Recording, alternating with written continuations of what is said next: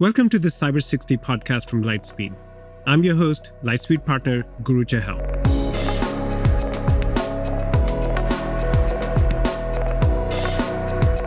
Today, I'm speaking with Sanjay Beri, the CEO and co-founder of Netskope. In today's conversation, we'll cover how Sanjay built Netskope from scratch 13 years ago to a multi-billion-dollar public company. I really felt like there needed to be a new on-ramp to the internet. The on-ramp to the internet has to be something that understands the new language of the internet, which is cloud, which is APIs, so on. Two, it has to kind of be everywhere. It can't be like you said, it's my data center and I send all my users to Virginia when they work from everywhere in the world. So I thought, wait, it's got to be an on-ramp to every highway in the world. I really felt like data would become the new oil. I felt like the information and the data a company owns would be the new IP. It would be what ultimately fuels their company. Understanding where that data was and protecting it in this new world of cloud around the world, I felt that was another big inflection point. And that was really what made me realize that the appliances of old, which is what hundreds of billions of dollars of networking and security had been built off, right? That was gone. And it was gonna, as with all things in the enterprise, it happened instantly. But over the next decade, that would transform. How he and his team navigated multiple technology innovation cycles. One of the other big focuses for us is enabling companies to say yes. So if you step back, one of the core concepts of Netskope was don't say no. Don't, Mr. Security person, say, hey, can I use cloud? No. Can I work remote? No. Can I use AI? No. The whole concept of our platform was say yes and.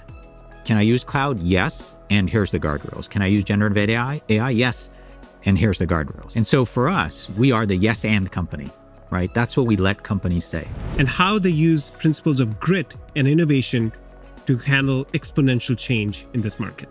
I think probably my toughest day would be early on in my company when probably my father passed away, knowing that, damn, he's never going to see what we could build. He has been a big inspiration. And so for me, that was a tough day. Because after that, 2 weeks after, I had to go stand in front of my whole company in an SKO and kick it off. So, but that's kind of like what drives you is, hey, do it right, do what you want it to do. And so those are tough days.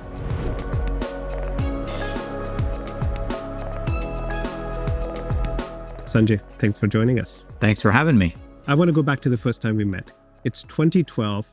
And before we even go into Netskope, you are having an amazing time. You're you're the youngest VP in one of the largest cybersecurity companies of the time, Juniper Networks. You have proved a lot. You have so much more to prove.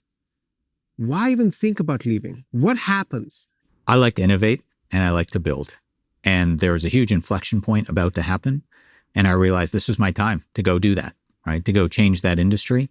And sometimes in large organizations, right, you can't do that. And you want to build something from the ground up. And so for me, that was the time. So that then drives you to, I need to innovate. This is a unique time. What's the key insight that you have in that moment that you feel, hey, this is what I'm going to go build after? This is something people have been either underestimating or missing. Yeah. So if you look at security, I've always felt like security, it's only as good as your understanding of what people are doing or things are doing, or today AI agents are doing. And I realized that, wait, the language of the internet is going to change. The language of the internet is going to become cloud. At that time, if you go to most organizations, many of them were still saying, no, we're not using cloud. But their end users had a different perspective. They were using it. And so what I saw was that slowly end users were bringing in cloud, which means they were changing the language of the internet to be all about APIs and so on, not what you type in a browser bar. And so there was this massive, generational change happening in the internet under IT's kind of nose. The second part was I saw distributed work happening. People working from coffee shops, not people working, everybody working from anywhere. And then the third, really, which for me was more personal, was I felt like my whole life, my whole career had built me to this point where this was the right time to build a generational company. And so it's the confluence of those three things, or two things. And the third was ask my family. By the way, I'm about to do this. My daughter's too young, doesn't have an answer, can't speak yet, but for my wife too. And so that was the time. That's amazing. So there's this shadow IT is happening. People are bringing in applications, even if IT is not blessing those. People are distributed, they're remote, they're everywhere. So you can't say, hey, I'm going to take everyone and put everyone's traffic through this box and Yep. clean it up somehow. And then personally, you feel it's the right time. What was the spark, the original idea, and how did that evolve over time? Or was it an expansive vision right at the start, and the challenge was to pick the initial use case that you want to go after? Yeah, I really felt like there needed to be a new on-ramp to the internet. Just like you get on a highway, you get an on-ramp. I felt like the on-ramp to the internet has to be something that understands the new language of the internet, which is cloud, which is APIs, so on. Two, it has to kind of be everywhere. It can't be like you said, oh, it's my data center and I send all my users to Virginia when they work from everywhere in the world. So I thought, wait, it's got to be an on-ramp to every highway in the world. It has to understand this language of the internet. And then the other big factor was I really felt like data would become the new oil. I felt like the information and the data a company owns would be the new IP. It would be what ultimately fuels their company.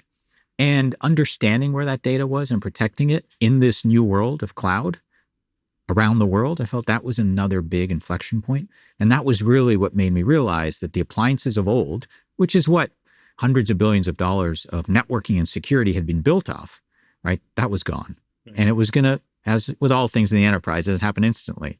But over the next decade, that would transform. And now here we are. It's 2025. You've hit an incredible milestone. And it is just a milestone, but it's a really important one. The company's gone public now. On that journey, I'm sure it's not smooth. I'm sure it's not No. up and to the right. Yeah.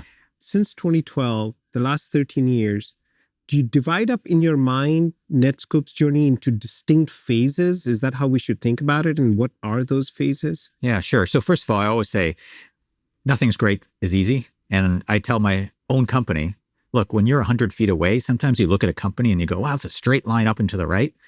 When you're inside the company, you know, wait, that's a jagged line with ups and downs and hopefully going up and to the right, right? That's how great companies are built. And so people need to understand that. In their actually mind, they need to understand that obstacles are normal, right? Otherwise, everyone would do it.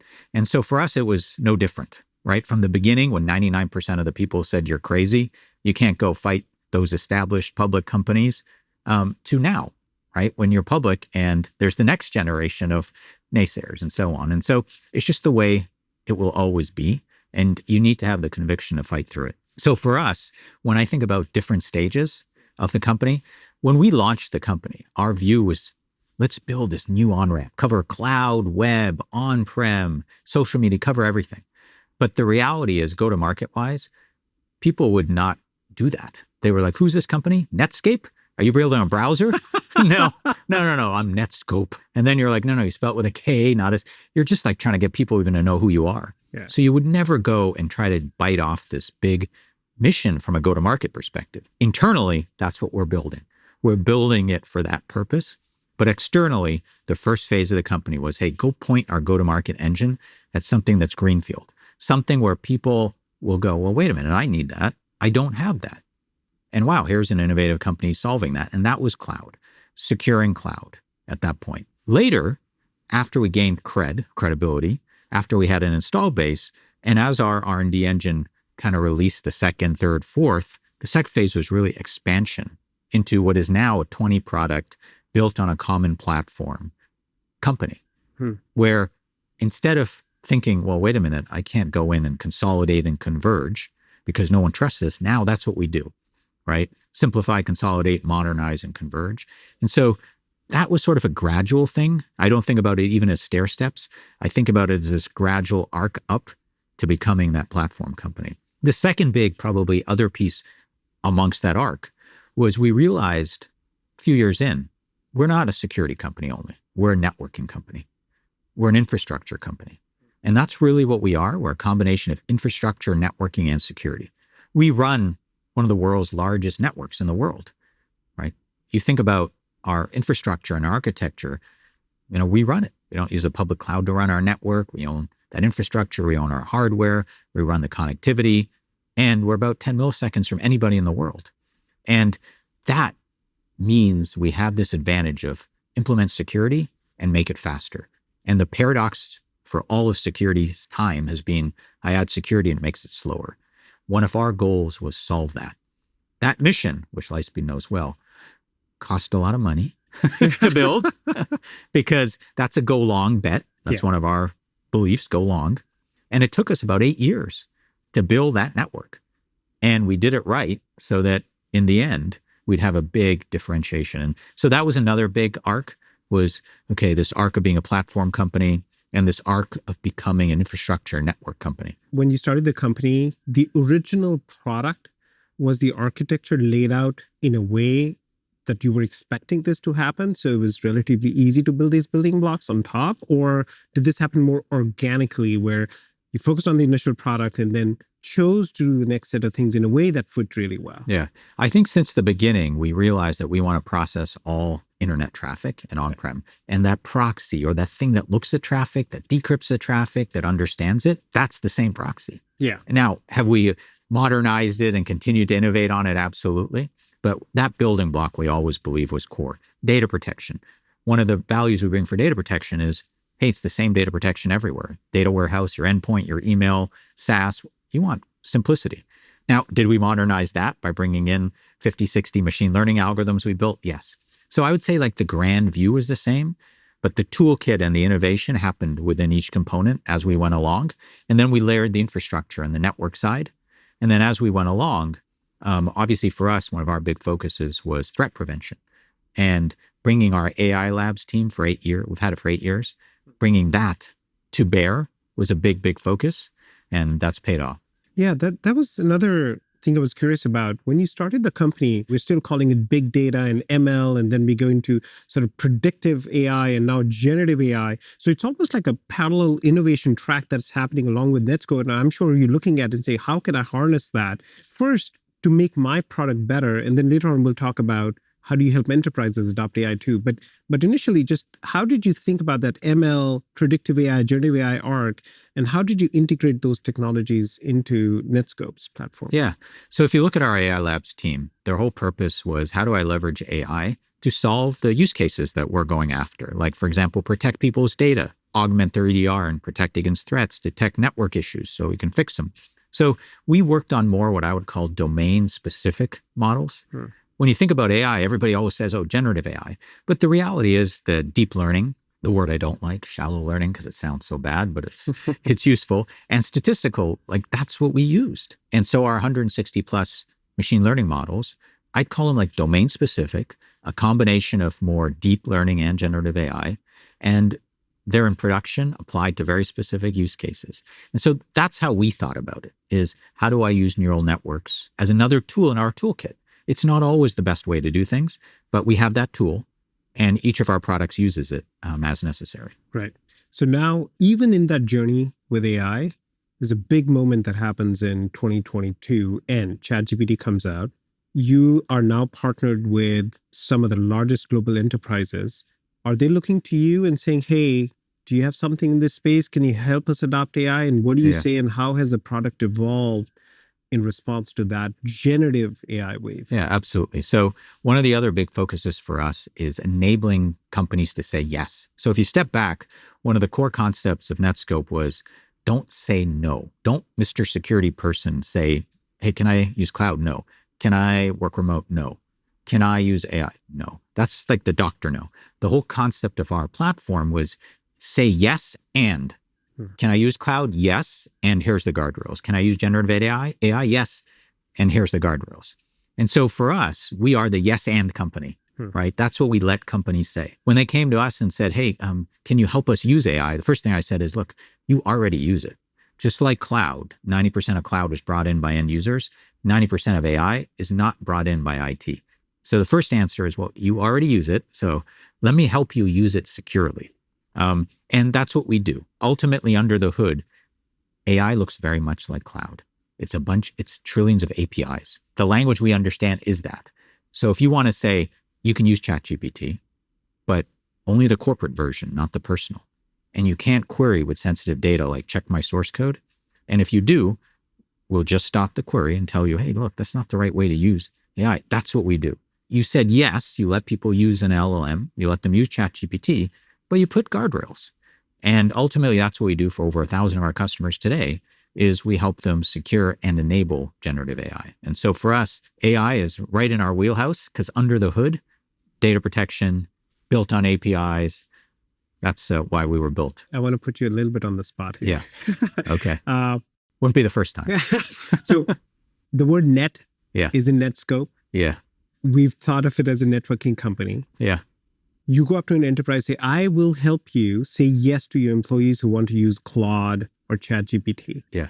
I'm using Claude on my desktop. I copy paste an Excel spreadsheet or something I shouldn't. Yeah. You're a networking. Can you catch that? So here's the thing. We are a security and networking company. So if you think about our customers, how do they get traffic to this worldwide cloud? They steer it. What they do is they put the Netskope thin client on their laptop. Interesting. And that sends traffic. Now, let's say they have content on their laptop and it's a sensitive document they create and they try to copy it to their USB. Well, Netskope says, no, you can't put that on your USB. They then take that document and they try to put it or download it from a corporate folder and put it on their personal system. Well, first of all, Netskope will govern, can you even download it to your personal system? No. Okay, even if you could you then put it somewhere in your personal instance? No. And so ultimately, we're the guardrails that go all the way from what can I do on my endpoint or on a BYOD device with our enterprise browser where you don't own the endpoint, to what can I do in motion?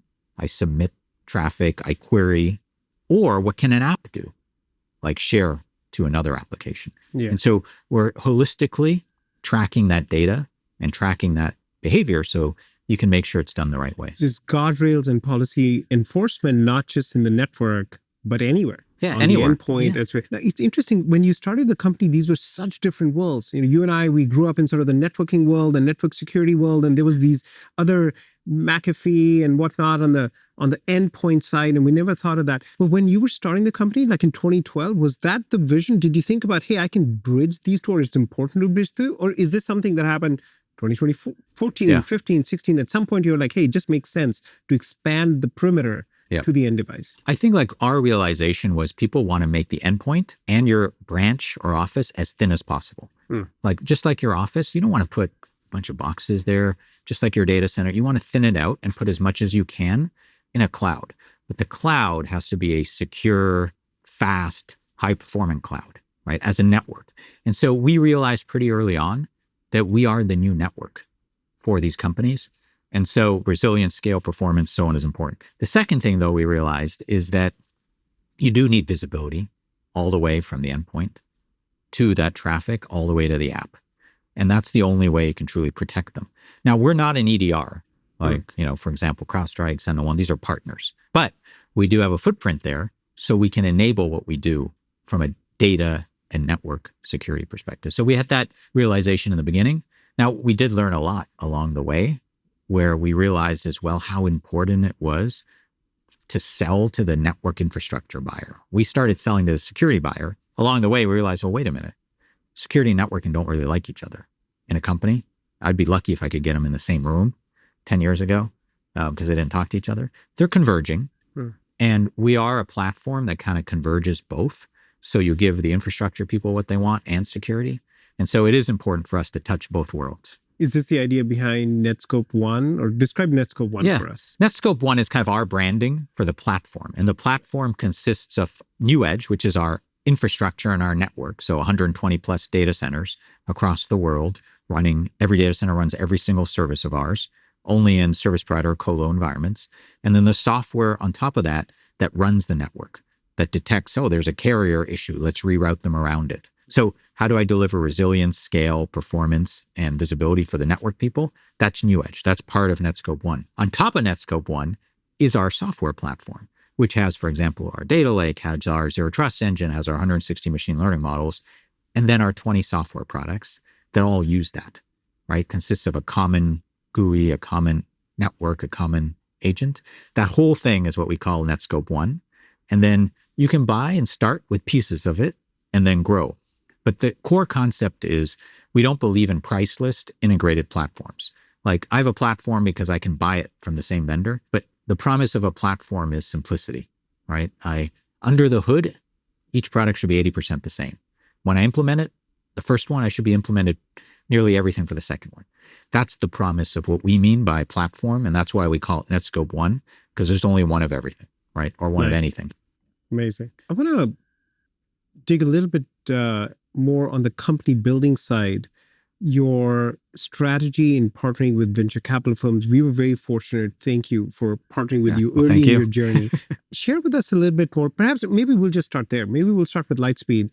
Your journey with Lightspeed, and at different stages, when you partner with a firm like Lightspeed, how do you harness the resources of a firm like that to serve the company? Yeah, absolutely. So one of the beliefs we've always had in our company, and the way we built it, was our culture, right? Be open, collaborative, innovative. And then we have a saying, right, about grit, right, and integrity. And so the first thing that we look for in any partner, just like you look for a team member and a board member, an investor, in my view, can make or break your company. We look for that culture.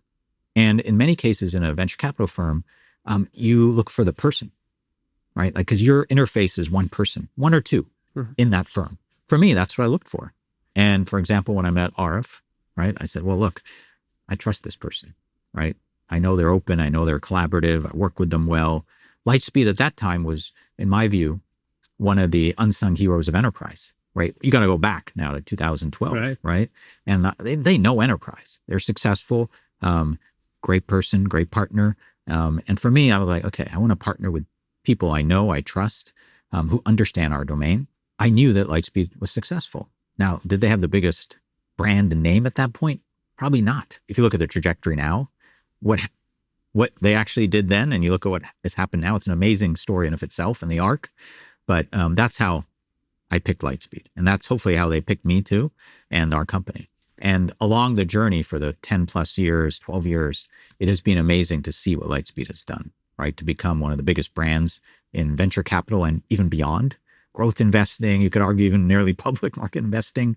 The breadth of function and service they can provide. Recruiting, right? They actually understand the market. They actually understand enterprise go-to-market too. You look at also being later, attracting other investment and board members. Well, they want to know who else is on your board. They have a view on who do they want to partner with, the company and the other investors. And Lightspeed has always been great at that, right? Our board, I say, operates like one of the best boards you'll ever find. And so all along the way, I think Lightspeed supported us from early to very late, from the early recruiting, introducing us to some customers, to the late to understanding, hey, our focus is going to be to help them however we can, go to market, so on, but very different than the beginning. Thank you, Sanjay, for the very, very kind sort of description of Lightspeed. For the record, you're not being paid for this. Yeah, no, definitely not. I want to ask one additional question. We work with so many founders. What are some tips or tricks, one or two things in how you run the board, either the board meeting or your relationship with investors, that you would tell other founders, you should definitely do this? For one, picking a board member is often different than picking the firm. And you need to get both right. You need to pick a firm where it has staying power.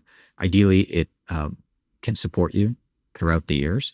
And you need to pick a partner who really resonates with you and can work well with you, has the same culture. And I think you have to do both. You kind of got to make sure you got both aligned, because I've seen people do one, but not the other, and it hasn't worked. And so you got to do both. The second is, when you think about your board, walking into a board meeting is not when you should be keeping them up to date per se. Like, I'm not a big fan of big board package and we walk in and we do the formal, ideally a board meeting and the people that you have on your board, you can text and you can chat and you can call and you're interfacing with them. That's what we do in our board, right? There are people that when you walk into a board meeting, you talk about substantive things. It's not just here's a readout and they stay silent you get their input, right? You get their advice, but also from an entrepreneur perspective, you don't want pontificators and you don't want people to go up, well, when I did this 20 years ago, this was like, oh, please. So, and I don't mean to say it the wrong way, but you want people who truly give you their unvarnished view, do it in a respectful way, collaborate with the other board members. In their heart, they need to believe in what you do. So you need to have filtered. You don't want to get somebody who doesn't believe in what you do. And if you did that right, you walk in a board meeting, you're pretty much in sync. Yeah. And you can just work on how can they help you They can meet others. Like my view of a board meeting is the team should be the one presenting.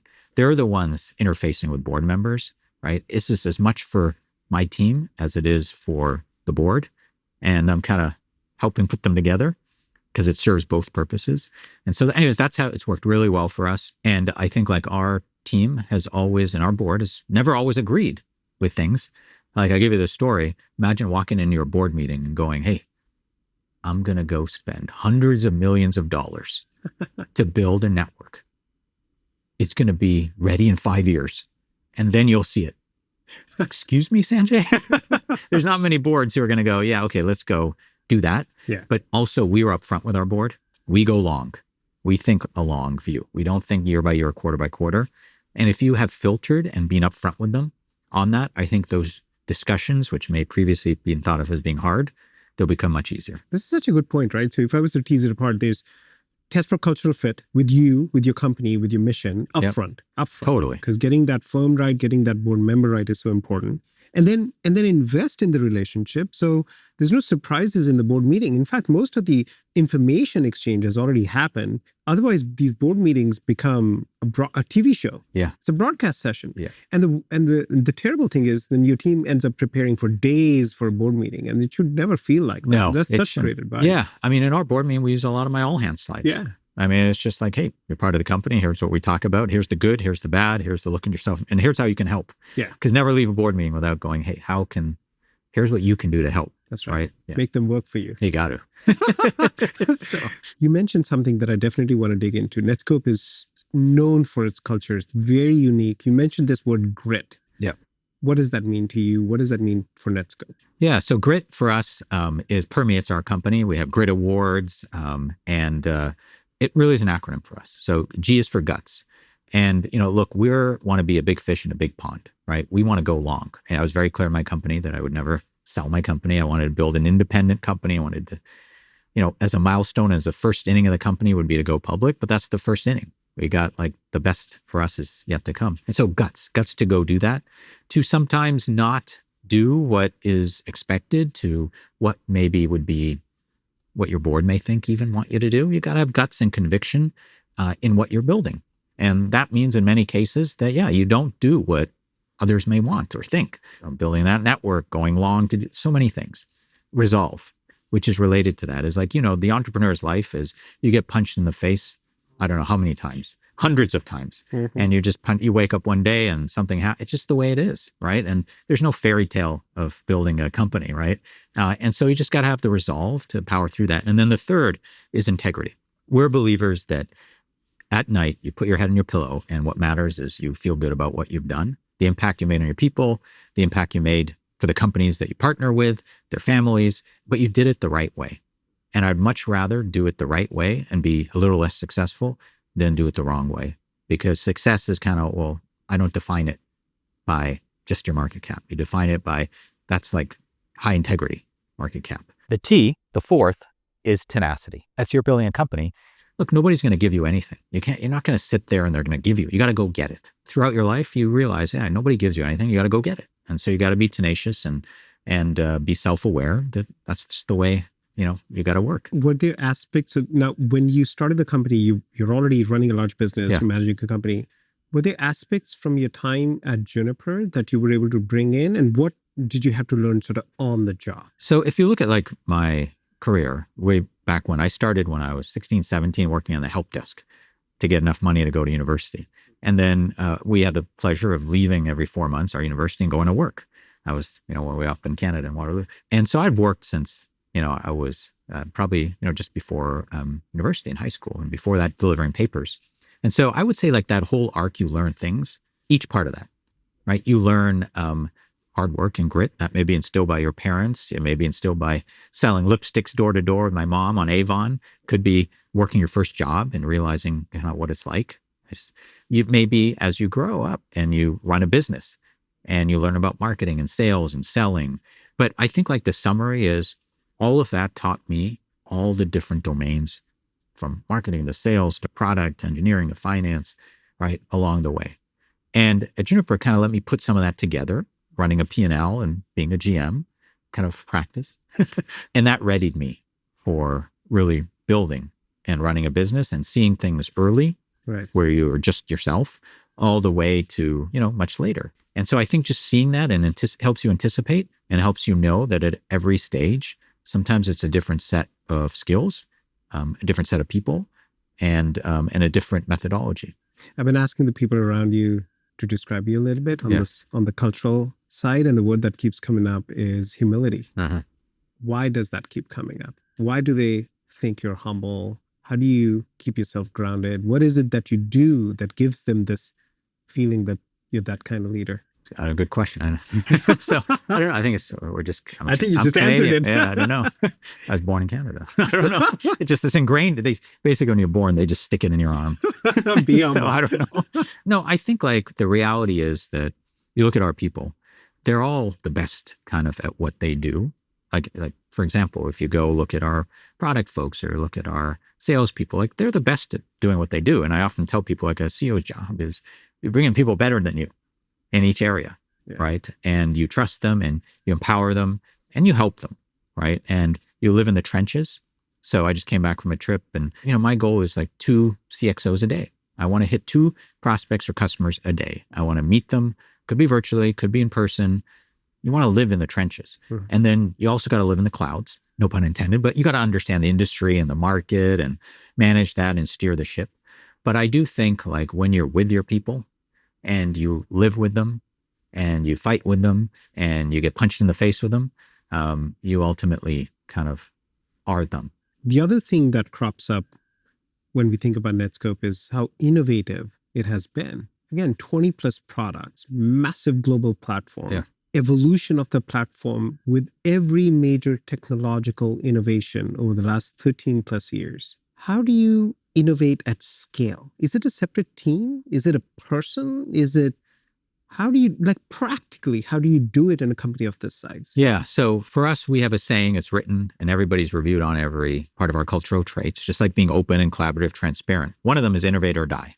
And that's like, we take that to heart.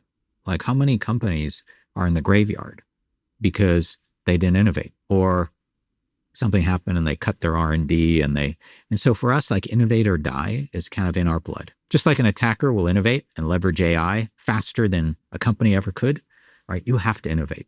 And so for us, it's not centralized. I don't believe in that. Innovation needs to be everywhere. And it could be in every function. Like how is sales innovating, right? How are they innovating to get leads? How are they innovating to make sure their people are more in the field versus doing, quote, paperwork? Right? How is engineering innovating? Of course, everyone goes to engineering and product, but every function needs to be innovating. Finance doesn't need to innovate as much, but so maybe not every function, but most functions should be innovating. And I think it's a culture, it's an expectation, and then it's an empowerment. Meaning, look, we want you to do this. We want you to, I just had a prompt-a-thon. People like in finance figuring out how to use LLMs properly. I mean, you just unleash forums for this to do it. But then you make sure that you hire that way for people who believe in that, who wake up with a little bit of a chip on their shoulder so that they're always going to be at the forefront of innovation. And then it spreads. It becomes blood. Someone in your team comes up with this amazing idea for the 21st product that needs to be built. Yeah. Now, the rest of the organizations is trying to crush this because they also need those resources to make the existing 20 products so much better. And financially, that might be actually the right decision. Again, like who in the organization is walking around going, no, you can't touch these resources because we got to get this 21st product. Yeah, out it's the a great door as question. well. So I think like that comment and that question really comes down to like, how do I want to allocate between, for example, continuing to do what I do, going into an adjacent area? So if you're building a platform and you're going along, you know that you need to constantly be expanding. You can't just be innovating in kind of just your domain. And so you'll always have a 21st product. And so it's never a debate about should I have one? No, we will have one. And we'll have a 22nd and 23rd. It's more a question of, okay, what is it and what's the phasing? And so the first thing that comes down to is vision and a clear view of, okay, here's where we're going. Here's where we want to be in 3 years. Here's where we want to be in 5 years. But as everybody knows, just like a customer doesn't go buy everything, you also are not going to achieve everything, right, instantly. And so for us, what we try to do is try to understand a bit of the long-term view and then understand the phasing. Person comes into the 21st product, you say, okay, well, that actually fits, but maybe it's the 23rd, right? And we're going to focus on the 21st, lay the groundwork for the 23rd now, right? And phase it. And so I think that's the way we think about it. It's not about should we have one or not. It's about the phasing of that. And it's about what do we want to invest in that ships in 5 years, 3 years, and 1 year, because not all things can be built instantly.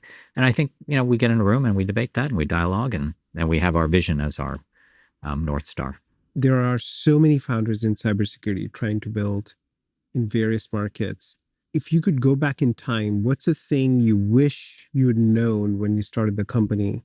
And another way to think about it, what would be your advice to these founders now so they can accelerate their journey and not have to learn on the job necessarily? Yeah, I think like what people underestimate always is how hard selling is. The reality is that when you're selling enterprise sales, don't think that just because you have a great product and great tech and so on, that's what's going to make you successful. Everybody knows that your go-to-market engine, the way you structure it, the people you hire, right, are just as big a factor in the success of your company. Look, enterprise sales is political. Enterprise sales is hard. Enterprise sales is not for the timid. And so I think people just need to understand that.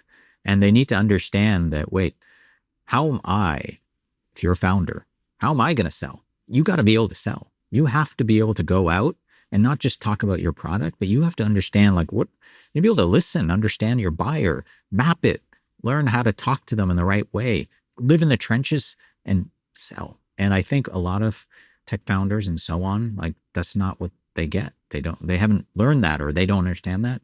And you can't underestimate that at all. Gotta be a road warrior. Yeah, you got to get out there and sell and light up companies, build relationships. There's some people I've sold to that I got to know over 5 years. And I realized when I talked to them, this isn't the right time. Our ships are not going to meet right now. But if you go long, just like you do with your product, you'll invest in the relationship. Maybe your ships meet. And so I think it's also horizon. And it's this thing of people on this treadmill. Sometimes they get pressured, run your company quarter by quarter. You just can't do that, right? You're not going to build something generational if you just get on a treadmill to run your company year by year, quarter by quarter. You really got to go long.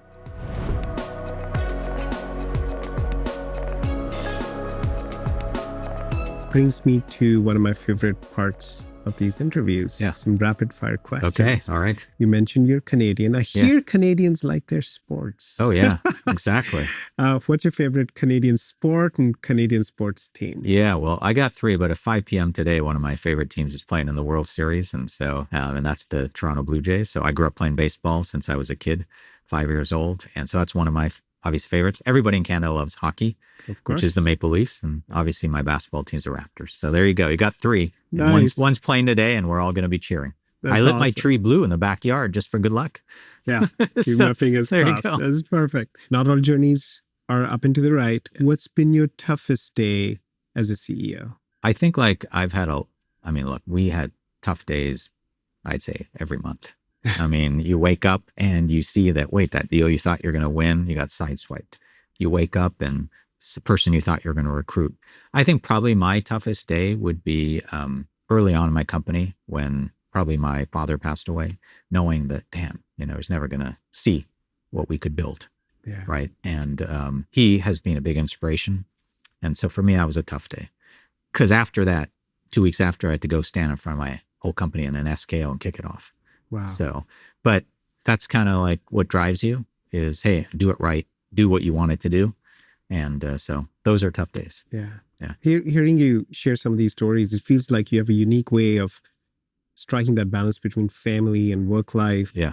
Is this what keeps you balanced? What drives that balance? I think for me, your family is when we went public, my family was up there at the NASDAQ, right? And they're right there because they're a big part of it. I brought my daughter to our sometimes events so she can meet people and meet their families. And so I think if you have people who kind of support what you do and you support them, so I'll make sure I go to my daughter's basketball game and drive her. I'll take her to school. And so I think it's we have a mutual, okay, we got to help each other. Yeah. And if we do that, we'll each kind of live in each other's lives much closer. I think for us, that works. So less about a mosaic with hard deadlines, more like a goulash with Yeah. everything mixed up. You mix them up. And look, the reality is that, I would tell this to some of our team members, like, look, you think about your family first, right? And so you got to take care of that. And then you do everything else. And so I think we kind of live that. And I would encourage all my folks to do that. So we talked about the toughest day, Yeah. the proudest day as a CEO. So I will say, like, one of the things that is great doing what we do is we do get to change the lives of our, team members and their families. And I know some folks who've been with me for 10 plus years here. I've known them for 25 years. They followed me from my other companies. And when you see like what we were 10 years ago to where we are now, and I see also when we go public, how we, financially can change the generations of their family, which could never, ever have thought that they could do that. That makes me happy. And so that day that we went public was validation for a lot of their trust and investment in working with me for so long. They'll be here for a decade more, but I felt really happy for them. We brought every single person into that public event. That's So amazing. The entire company. we brought 100 plus to the NASDAQ. Yeah. Every single person was up on the stage. Yeah. And even though initially I said you can't bring everybody, but we did, live streamed everybody else in. Yeah. So they could be in Madrid, they could be in Medellin, they could be in Australia and India, wherever, parties at every office. And so it was like, really, like when you thought about that event, it was about this whole company kind of experiencing a thing that they wouldn't experience before. Most of them have a picture of them at the NASDAQ with them and maybe like with a friend or with, like in the company or myself or others, and they'll cherish that for the rest of their lives. That's awesome. Yeah. You probably travel a lot, which is probably the only time you get the time to read a book or a podcast or a resource. Is there something that's a current favorite that you recommend? Oh, man. So here's the thing. I do travel a lot. Now, I try to travel, and when I travel, I go probably too hardcore. It's like how many meetings, how many acts.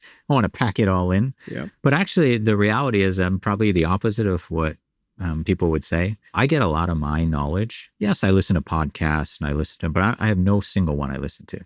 I go across all of them. But I also just love to talk with people. I'll talk to the person beside me in an airplane. When I'm traveling, I'll go to every meeting. I'll make sure that I'm sitting with my sales rep. If I have a free hour, I'll go, do I have a friend or somebody there I can see? So I get a lot of my knowledge, not from any of that. It's just from people. Maybe not, that doesn't work for everybody. For me, it does. Final question from my side. If for some reason you were not running Netskope today, what would you do? What would you be doing? Well, of course, I'd be playing for the Blue Jays. I mean, I'd be a left fielder or a shortstop. Definitely an optimistic man. Other than I'm not going to hit very well, feel very well, or so on. But that's what I would love to do, not what I would be doing. That when I grow, that's what I wanted to do. That's awesome. So yeah, I love it. Maybe I'll drink to that one. Yeah, there you go. Sanjay, thank you so much for spending the time with us. It's just been such a pleasure to watch you build this amazing company, to be a small partner in that journey, and frankly, to even watch your personal growth as a founder with an incredible vision, building out this large public generational company today. Thank you for sharing. Well, thank you. Thanks for your partnership, Lightspeed's partnership. Obviously, this is hopefully as much of a great story of the type of organization you all are as it is for what we are. Well, thank you. Good stuff. Thank you.